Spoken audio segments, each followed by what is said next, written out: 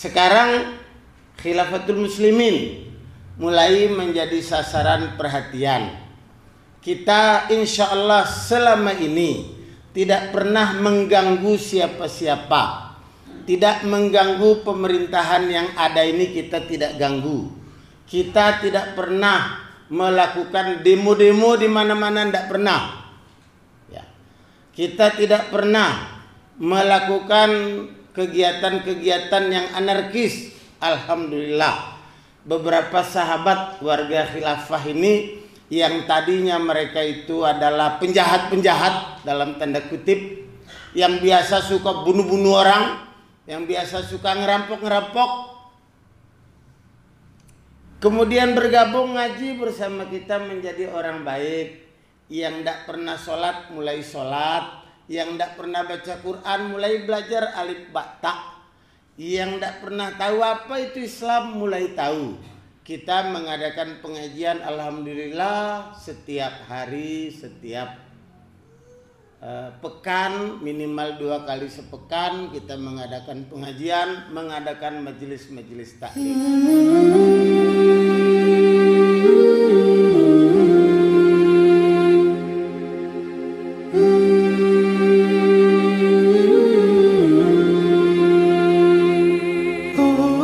Assalamualaikum warahmatullahi wabarakatuh.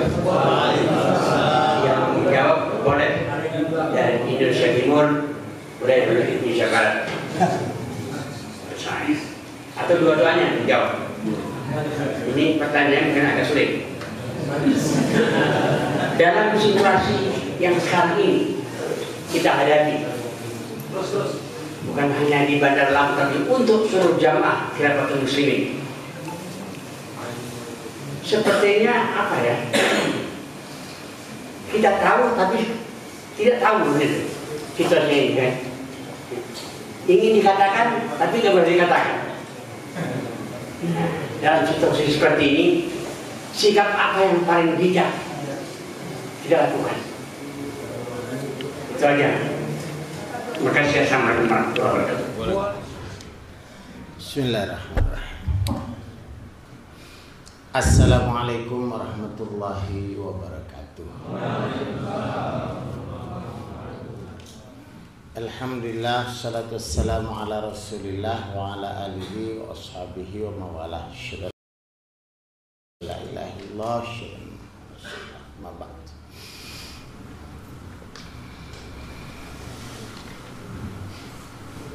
Saya diamanahkan oleh Tarbiyah wa Taklim Pusat untuk menjawab pertanyaan. Maka insyaallah saya akan berupaya untuk menjawab sebisa saya sesuai kemampuan saya. Pertanyaannya, apa sikap yang paling bijak untuk kita warga, khusus warga khilafah apa semua ini? Semua kita dalam keadaan seperti ini. Ya. Baik.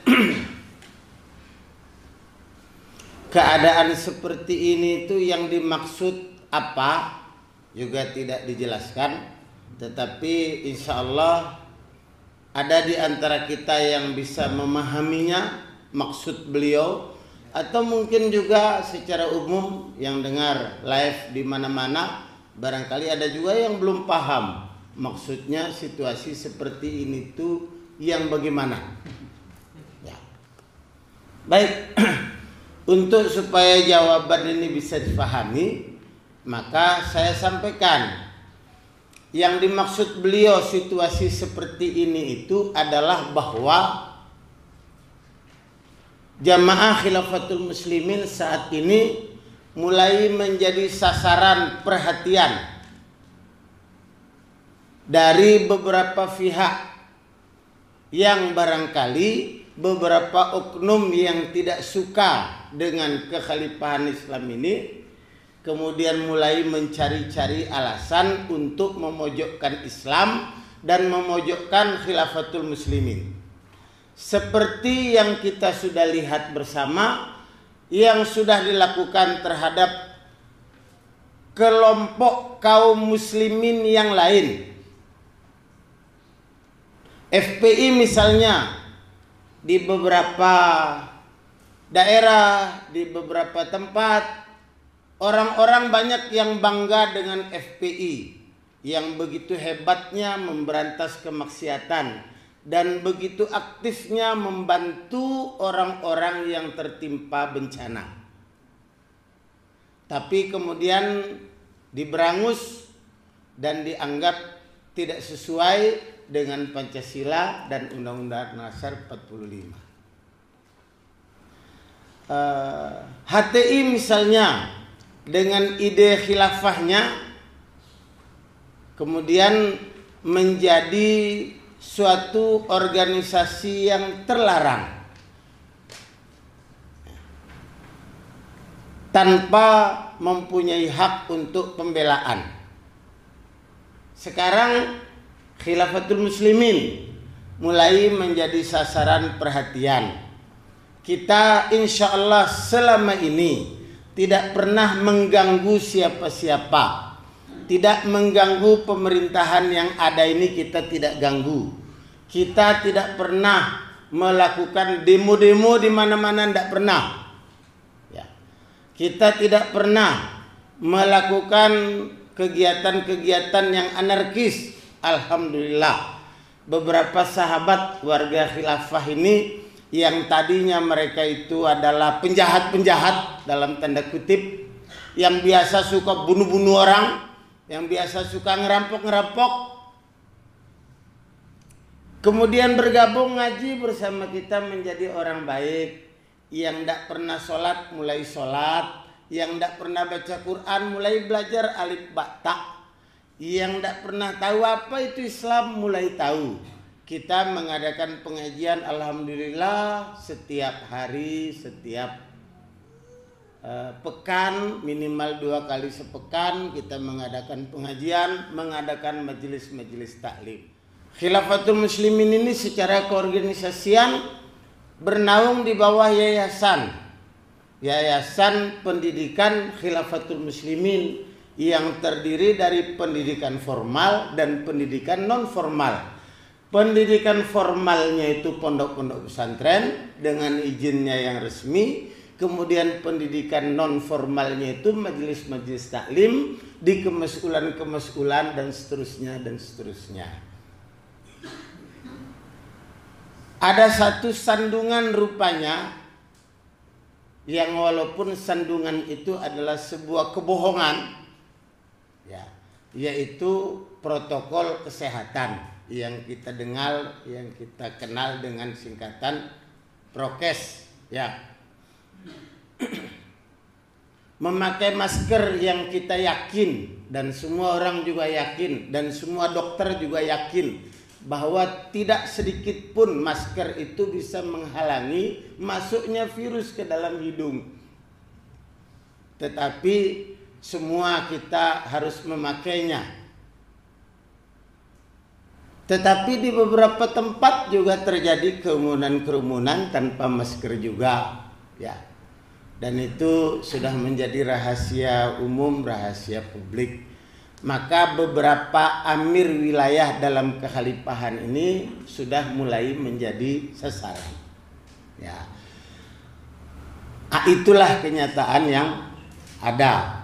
Maka ketika beliau bertanya, apa sikap kita yang paling bijak? Sementara ini yang kita tahu bahwa negara kita ini adalah negara hukum. Orang yang dianggap melanggar hukum maka akan mendapat pidana sesuai dengan hukum yang dilanggar. Itu yang kita tahu selama ini. Maka kalau ada 1-2 orang yang dianggap melanggar hukum, kemudian dia melalui proses pemanggilan, proses penahanan dan lain-lain sebagainya, maka mudah-mudahan itu adalah sarana kita untuk bersabar. Saya sampaikan kepada teman-teman, sahabat-sahabat yang tadinya itu sudah garang, sudah mau culik-culik orang, sudah mau bunuh-bunuh orang. Saya bilang jangan. kita ini saatnya masih fase bersabar. Maka bersabarlah dulu.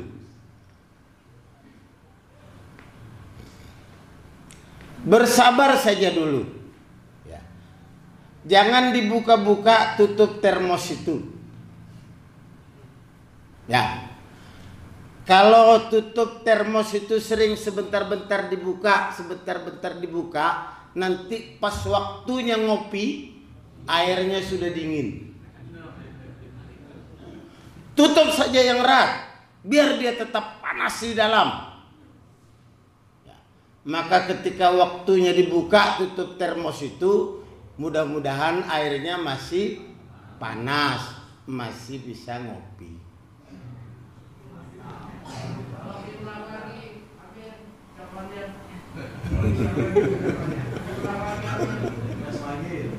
Ya, maka sikap yang harus kita lakukan sekarang adalah bersabar. Ya, tetap saja pada struktural yang ada, pada kondisi yang ada. Yang sebagai pendidik tetap dalam pendidikannya, yang sebagai mas'ul tetap sebagai mas'ulnya, yang sebagai umil qura tetap sebagai umil quranya, yang sebagai amir wilayah tetap amir wilayahnya, dan seterusnya.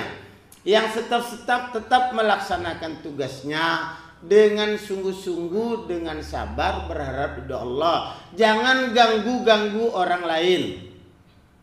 Kalaupun ada yang mau hadang-hadang kita, jangan memulai memukul, jangan memulai menyerang. Tapi kalau diserang, habisi sampai mati.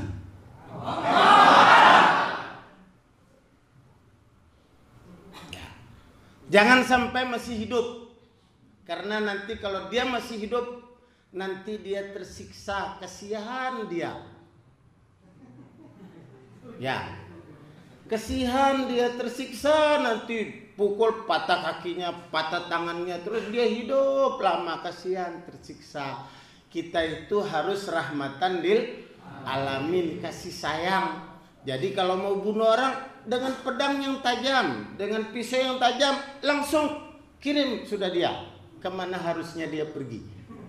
Jadi jangan disiksa, jangan disakiti, kasihan. Insya Allah, mudah-mudahan dengan niat ikhlas lillahi ta'ala, ya, insya Allah mudah-mudahan Allah mudahkan kita, ya, insya Allah, amin. Jadi begitu, sikap kita yang penting sekarang ini adalah sabar. Insya Allah kalau kita sabar, kita tidak diganggu orang. Kalau orang yang ganggu orang sabar, itu semua orang sudah tahu, itu orang cari mati kalau ganggu orang sabar itu. Ya, maka sabar saja. Sampai seberapa bisa tahan sabar itu, tahan sebisamu. Insya Allah. Ingat, misi kekhalifahan ini adalah rahmatan lil alamin, kasih sayang kepada seluruh alam. Jangan menyakiti, jangan mengganggu, jangan mengusik. Sampai binatang-binatang pun tidak boleh kita sakiti, ya. Kalau ada semut yang gigit kamu, jangan kamu sakiti dia, kamu potong kakinya satu, potong kakinya satu, jangan, kasihan. Kalaupun kamu mau membunuhnya, langsung pites, langsung mati. Jadi dia tidak tersiksa. Nah, begitu caranya ya. Baik, alhamdulillah. Terima kasih. Assalamualaikum warahmatullahi wabarakatuh. Waalaikumsalam. Perkenalkan, saya Kurniadi dari Pemasukan Tanjung Bintang. Saya mau bertanya dengan tentang takdir dan nasib. Selama ini saya belum tahu. Yang saya tahu takdir itu 3, maut, mati, jodoh. Rizki, maut, dan jodoh. Nah, sedangkan kalau nasib, sepengertian saya nasib bisa diubah selagi kita masih ada kemauan. Contohnya seperti kita merubah dengan keadaan diri kita sendiri. Selagi kita masih ada kemauan merasa kita bisa merubah nasib kita sendiri. Nah, sedangkan apalagi saya pernah membaca atau mendengar itu bahwa Allah sangat membenci kemiskinan karena kemiskinan mendekati kekufuran. Tapi akhir-akhir ini saya mendengar kok katanya ada penjelasan takdir sama aja dengan nasib. Coba kalau jelaskan.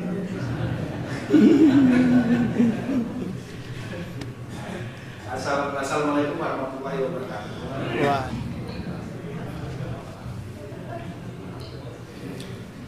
Ini pertanyaan sulit.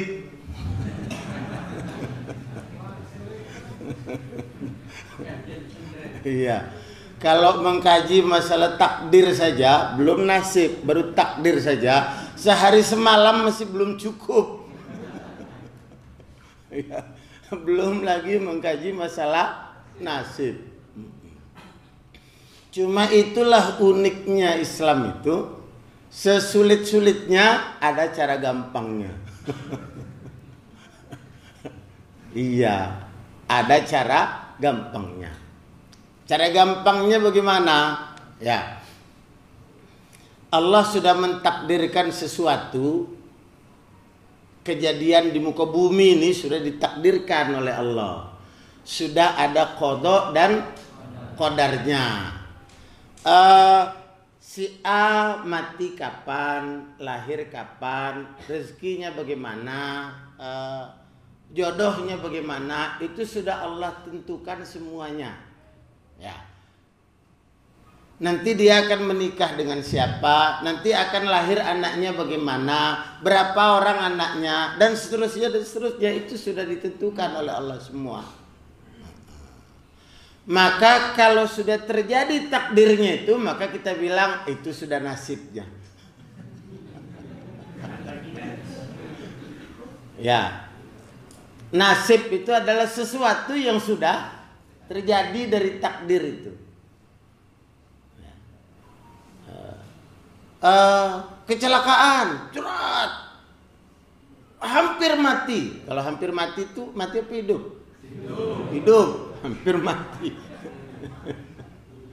Waduh, hampir mati berarti masih hidup. Cuman nasibnya barangkali kakinya pincang sebelah. Itu sudah nasibnya. Ya takdirnya dia masih hidup, cuma nasibnya begitu. Ya, kira-kira begitulah cara nerangkan yang gampang ya. Iya. Cuma kita dalam kehidupan ini yang kita hitung itu apa? Bukan yang kita hitung itu nasib dan takdir, tapi yang kita hitung itu untung dan rugi. Ya. Apa maksudnya?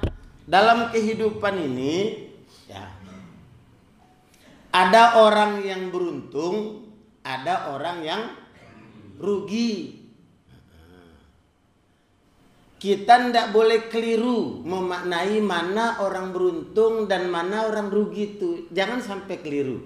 Nah, saya kasih contoh. Ada orang yang datang pengajian ke masjid atau datang sholatlah ke masjid. Ya, dia datang sholat ke masjid bawa ampli yang dia servis. Ya, dia tukang servis ampli. Dia datang bawa ampli masuk masjid. Ya, begitu keluar dari masjid dia bawa keluarlah ampli tadi kan, yang habis diservis dia mau balikin ke orangnya. Langsung diterakin maling gitu. Dikira dia curi ampli masjid. Ya, akhirnya dibunuh. Dibunuh sama masyarakat umum itu, membunuh dia langsung karena dikira maling, karena sudah sering di situ maling tidak ketahuan, maling lagi tidak ketahuan, maling ampli, maling kipas angin, maling apa-apa kas masjid, maling sudah sering tidak ketahuan. Ya, kemudian kalaupun ketahuan dilapor polisi sebentar sudah dilepas lagi. Ya, akhirnya di situ dikeroyok oleh massa. Ya, matilah orang ini. Orang bilang, waduh, rugi dia kena amuk massa padahal tidak bersalah. Saya tanya, antum dia itu untung apa rugi? Untung, baru habis sholat dibunuh orang. Untung, alangkah untungnya. Alangkah beruntungnya, dia mati baru selesai melaksanakan sholat. Masya Allah, untungnya. Apalagi kalau mati berjuang. Apalagi mati pulang pengajian, dibunuh orang, salah tembak, mati, untung. Apalagi memang ditembak betulan oleh orang kafir, tambah untung lagi. Ya. Yang rugi siapa? Yang rugi itu orang yang bunuh dia. Ya. Rasulullah SAW pernah ditanya, fi qaumin istahamu fi dami rajulin wahidin.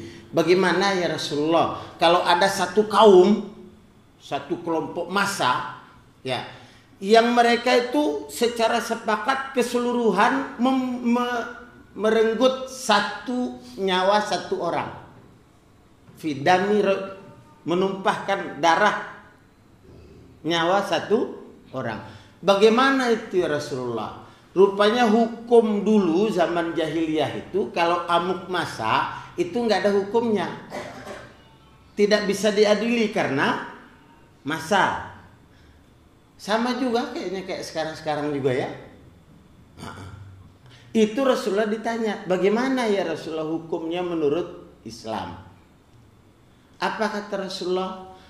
La yudkhilannahumullahu finnari kulluhum ajma'un. Allah akan masukkan mereka semuanya ke dalam neraka. Siapa yang merugi? Ya yang keroyokan itu merugi. Ya. Maka hati-hati, bukan berarti kalau kita keroyokan bunuh orang itu tahu-tahu salah bunuh, tahu-tahu kita selamat. Enggak, jangan-jangan itu yang menyeret kita ke neraka. Nah, nyawa satu orang itu hati-hati. Ya. Jangan sembarangan menghilangkan nyawa orang. Apalagi satu orang bunuh satu orang, keroyokan bunuh satu orang, semuanya kata Rasulullah masuk neraka semua. Masya Allah, ya. Jadi siapa yang rugi? Rakyat yang keroyokan itu. Iya Ustaz, tapi kan kesian yang dibunuh itu. Kesian. Saya bilang bukan. Yang dibunuh itu ndak kesian. Dia kenapa? Dia sudah masuk surga. Ya tapi istrinya, anaknya yang ditinggalkan. Oh, saya bilang istri dan anaknya yang tinggalkan itu saya bilang pasti banyak rezekinya. Malahan kalau saya ada dekat situ saya juga mau sumbang dia itu. Oh iya katanya di sana banyak yang sumbang dia katanya. Ah iya tuh kan saya bilang rezekinya Allah yang ngatur. Yang kesian itu siapa? Yang kasihan itu aparat-aparat penguasa-penguasa yang ada di situ. Kesian mereka sudah nggak dipercaya sama rakyat, sehingga rakyat main hakim sendiri. Kesian itu yang harus dikesihani. Polisi-polisi yang ada di situ kesian. Rakyat sudah nggak percaya sama mereka. RT RW-nya yang ada di situ tuh kesian. Itu yang perlu kesiani. Kalau yang mati nih sudah dia mati, sudah selesai, dia masuk surga. Kita ini yang hidup ini belum tentu dapat surga. Maka kalau ada kesempatan dapat surga, jangan ditunda-tunda. Ya. Antara untung dan rugi, itu yang penting. Ada seorang lagi yang merasa beruntung, tapi dia sebenarnya rugi. Ya. Dulu ceritanya orang masih baru 1-2 orang yang pakai jilbab. Ya. Kemudian dia lagi pakai jilbab begitu, ada preman-preman itu ditarik-tarik jilbab istrinya itu. Habis itu ada taksi, dia langsung naik taksi dan pergi. Dia cerita sama saya. Dia bilang, alhamdulillah Ustaz, selamat, saya untung waktu itu pas ada taksi katanya. Jadi istri saya itu dicari-tarik jilbabnya sama preman-preman itu katanya. Saya tarik masuk ke dalam taksi. Alhamdulillah kita bisa melarikan diri. Saya bilang, ya Allah, saya tarik napas panjang. Ya, alangkah ruginya kamu. Hah, katanya. kok rugi? Iya. Kesempatan itu coba kamu pakai kesempatan waktu itu, kamu hajar itu preman dan kamu mati, nggak satu malaikat pun yang bilang kamu tidak mati syahid. Kamu bela istrimu, bela aturan agamamu, bela kehormatanmu.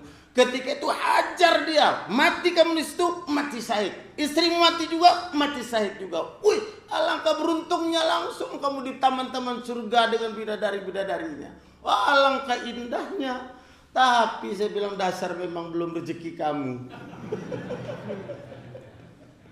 Rugi besar kamu itu, kesian. Belum tentu ada kesempatan lagi kamu dapat seperti itu. Belum tentu kamu mati dalam keadaan memperjuangkan akidahmu, memperjuangkan syariat Islam, memperjuangkan kehormatan istrimu. Belum tentu ada kesempatan lagi. Belum tentu itu kesempatan emasmu. Kamu lewatkan, kamu masuk taksi, kamu merasa beruntung, padahal kamu rugi. Siapa tahu nanti tahu-tahu kamu mati mencret.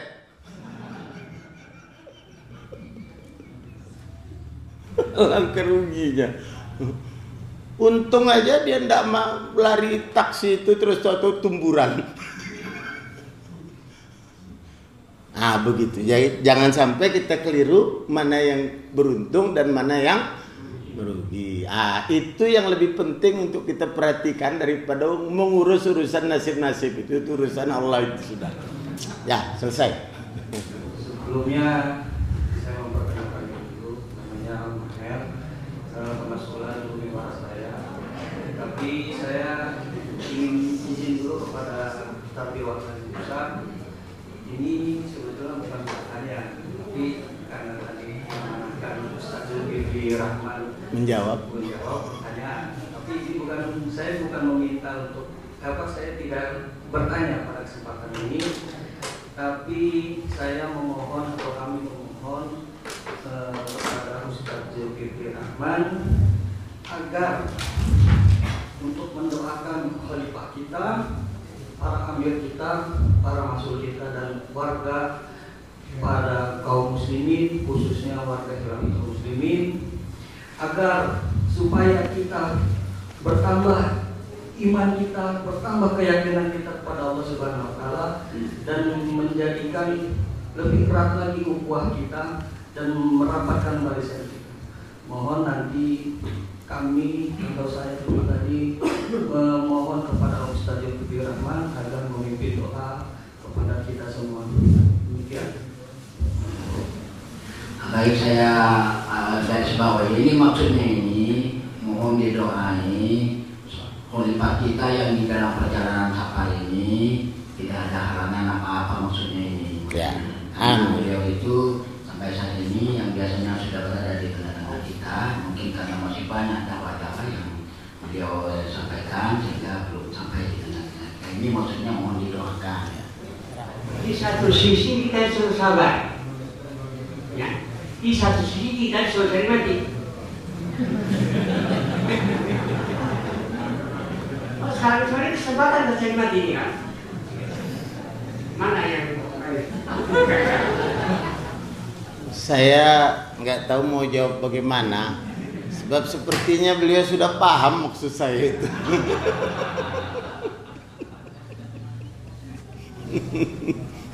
Iya. Berani mati itu juga sabar ya. Pokoknya isbiru wasobiru waro itu bersabar, tambah kesabaran, kemudian ribat. Ribat itu bersiap-siap, siaga ya, siap-siaga. Kalau dalam aturan agama orang itu ada yang bilang kalau tempeleng pipi kananmu kasih pipi kirimu. Nah, segitu hebatnya orang itu bersabar, saking sabarnya ya. Tapi kalau dalam agama kita kalau ditempeleng pipi kananmu ya tempeleng juga pipi kanan dia. Ya. Tapi kalau kamu memaafkan lebih baik. Nah, kalau cuman masalah tempeleng. Kalau cuma masalah tempeleng, kamu memaafkan itu lebih baik. Ya begitu ya. Jadi ya bersabar itu Pokoknya warga Khilafatul Muslimin ini insya Allah sudah terbukti kesabarannya. Ya, insya Allah. Ya, saya yakin. Bisa sabar? Bisa. Ya. Bersabar memohon pertolongan Allah. Ya. Assalamualaikum warahmatullahi wabarakatuh. Waalaikumsalam. Saya dari Kepasunan tidak ada panjang. Jadi saya tanyakan, kita ini kan punya kesabaran. Kalau di dalam Al-Quran itu ada 3, 1, 2, 3. Nah sampai batas mana kesabaran kita itu kira-kira? Itu aja masalahnya. Assalamualaikum warahmatullahi wabarakatuh. Dari pertanyaan ini, ya. Kayaknya saya lihat warga-warga khilafah ini sudah mulai agaknya kurang-kurang sabar ini.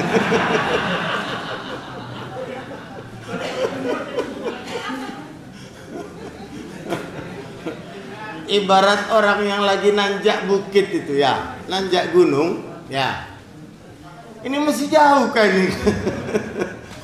Kayaknya sudah capek sekali nih, kok belum nyampe-nyampe ini gitu. Ya. Ala inna nasrullahi qarib. Sesungguhnya pertolongan Allah itu dekat. Ada yang sudah ngomong-ngomong, Ustaz kita jihad sudah Ustaz. Saya bilang jihad itu nggak bisa kalau belum hijrah. Itu aturannya di sononya begitu. Ya.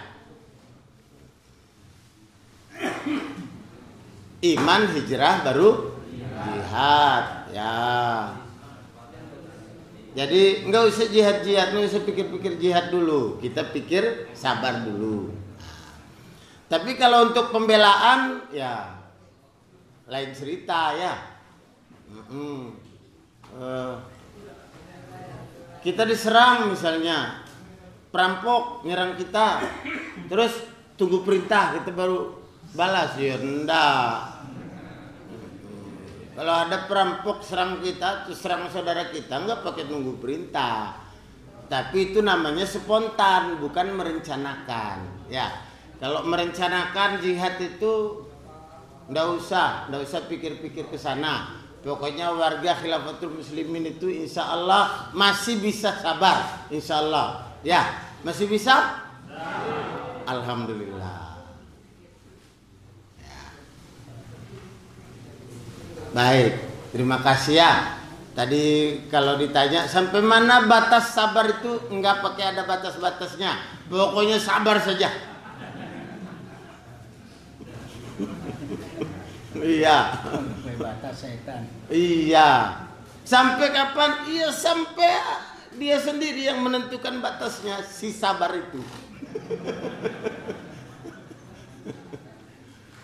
Pokoknya orang kalau sudah naik gunung, ya itu kalau sudah sampai puncak, nggak ada jalan lain kecuali turun. Ya, malam itu kalau sudah gelap, nggak ada jalan lain kecuali sebentar lagi bakal terang. Ya, matahari itu kalau sudah semakin panas, nanti sebentar lagi akan sore, teduh sudah. Ya, kalau tali yang mengikat itu semakin kencang, sebentar lagi bakal putus. Begitu sudah hukum alamnya, sunnatullahnya seperti itu. Ya, maka mana batasnya? Nggak usah ditanya-tanya batasnya, jalani saja. Bismillahirrahmanirrahim.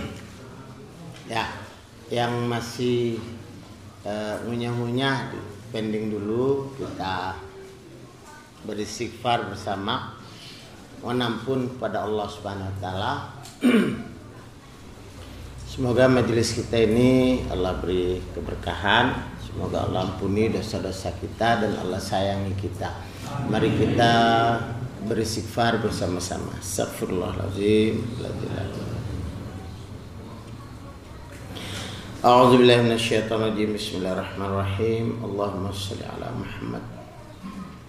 Allahumma shalli ala nabiyyina wa habibina wa mustafana Muhammad wa ala alihi wa ashabihi wa tabi'ina wa ala man ittaba'ahum bi ihsanin ila yaumil qiyamah. Allahumma ighfir lana wa li ikhwanina alladzina sabaquna bil iman wa la taj'al fi qulubina ghillan lil ladzina amanu Rabbana innaka raufur rahim. Ya Allah, ya Rabb kami, ampunilah kami dan ampunilah saudara-saudara yang seiman dengan kami, yang mendahului kami dalam keimanan. Dan janganlah Engkau jadikan dalam hati kami ada ganjalan sedikit pun terhadap orang-orang yang beriman.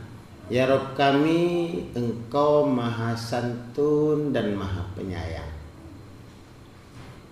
Allahumma inna nas'aluka hubbaka wa hubba man yuhibbuka wa hubba amalin yuballighuna ila hubbik. Allahumma ja'al hubbaka habba ilaina min anfusina wa ahalina wa minal ma'il barid. Ya Allah, ya Rabb kami mohon Engkau anugerahkan kepada kami cinta kepadamu. Kami mohon anugerahkan kami cintamu ya Allah. Dan cinta orang-orang yang mencintaimu ya Allah, sehingga dengannya kami saling mencintai karenamu ya Allah. Dan mohon anugerahkan kami untuk mencintai semua amalan-amalan yang mendekatkan kami kepada cintamu ya Allah. Ya Allah, jadikanlah cinta kepadamu lebih kami cintai daripada diri kami sendiri, daripada keluarga karib kerabat kami, daripada semua yang di bumi ini Allah, dan dari air yang sejuk. Allahumma qsim lana min khasyatika ma tahulu biha bainana wa baina ma'asika. Ya Allah, anugerahkan kepada kami rasa takut kepadamu saja ya Allah. Anugerahkan kami rasa takut kepadamu, sehingga dengannya kami terhindar dari apapun bentuk kemaksiatan.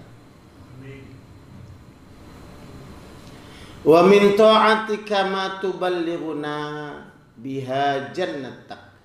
Dan anugerahkan kepada kami kebiasaan untuk taat ya Allah, yang dengan taat itu kami mampu menggapai surga. Wa minal yaqin ma tuhawwinu bihi alaina masaibat dunya. Dan anugerahkan kepada kami rasa yakin ya Allah, yakin akan kebenaran janjimu, yakin akan kebenaran langkah kami. Anugerahkan kami rasa yakin ya Allah, sehingga ringan semua musibah-musibah dunia ini di depan kami ya Allah. Allahumma matti'na bi asma'ina wa absarina wa quwwatina ma ahyaitana waj'alhu al-waritha minna waj'al tha'rana 'ala man zalamana wansurna 'ala man 'adana wa la taj'al musibatana fi dinina wa la taj'alid dunya akbar hammina wa la mablagha ilmina.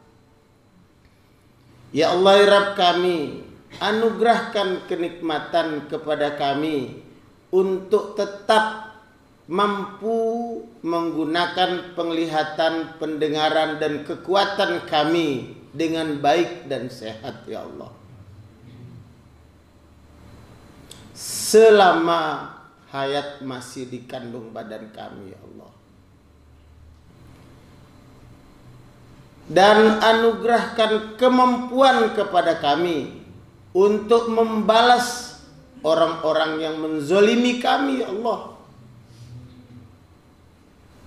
Dan tolonglah menangkan kami atas orang-orang yang memusuhi kami, ya Allah, dengan caramu, ya Allah. Jangan engkau kuasakan atas kami karena dosa-dosa kami, ya Allah.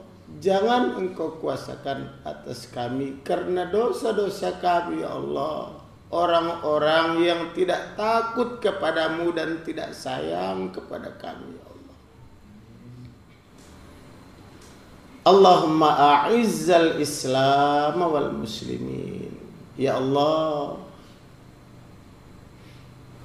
muliakanlah Islam dan muliakanlah kaum muslimin. Ya Allah, jangan engkau jadikan musibah kami umat Islam ini pada din kami, ya Allah. Jangan engkau jadikan dunia ini adalah tuntunan kami, tuntutan kami yang paling besar, ya Allah. Dan jangan engkau jadikan juga dunia ini adalah batas kemampuan akal pikiran kami, ya Allah.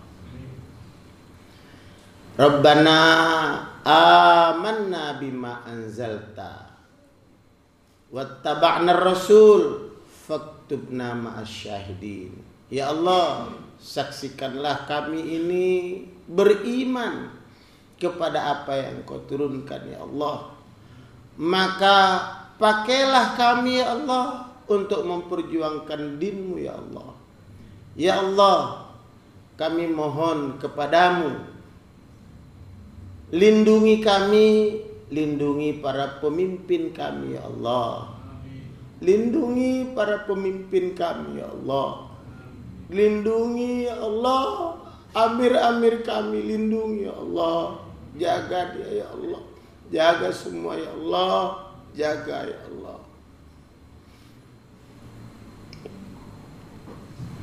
Engkau sebaik-baik yang membalas makar, ya Allah. Ya Allah, ya Rabb kami tidak pandai berdoa, ya Allah, tapi Engkau tahu apa yang ada di hati kami. Semua kami ini datang bersimpuh ke hadapan-Mu, ya Allah. Kabulkanlah doa-doa baik kami semua, ya. Rabbana atina fid dunya hasanah wa fil akhirati hasanah wa qina adzabannar. Amin. Subhana rabbika rabbil izzati amma yasifun wa salamun alal mursalin walhamdulillahi rabbil alamin.